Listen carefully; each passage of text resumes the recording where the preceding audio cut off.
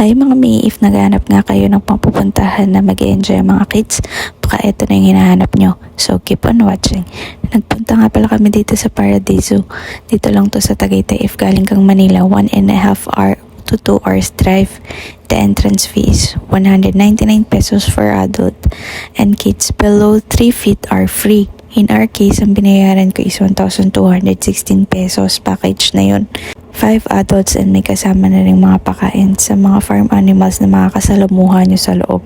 Like, pwede kayo magpakain ng duck, chicken, rabbits, pigs, carabao, donkey, horse, and sheep, at maraming pang iba.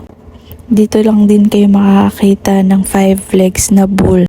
Char, first time ko kasi talaga makakita nun. First time ko nga rin pala makakita ng albino carabao. Bukod nga sa farm animals, meron din silang flower garden. Sobrang ganda at ang lawak, pwede pa kayong magtakbuhan. Pwedeng mag-picture-picture, posing-posing, ganyan. And bawat areas nga pala may mga nagpipicture para pwede nyong bilhin and then may souvenir na kayo. Dito rin pala sa area na to, pwede rin pala kayong kumain sa loob.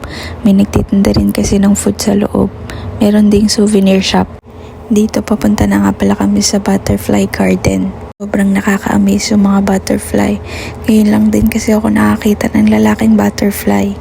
And sobrang nakaka-relax sila. Parang gusto ko na ngang mag-alaga eh. Sobrang brave nga din ni Dudoy kasi hindi siya natakot. Nawakan niya talaga. Huli na nga namin napuntahan tong mga lovebirds and sobrang nag-enjoy talaga kami. Hindi lang dito, sa lahat as in. Saktong-sakto to this long weekend kaya kung ako sa inyo i-visit nyo na ang Paradiso. So yun lang mga mi, bye!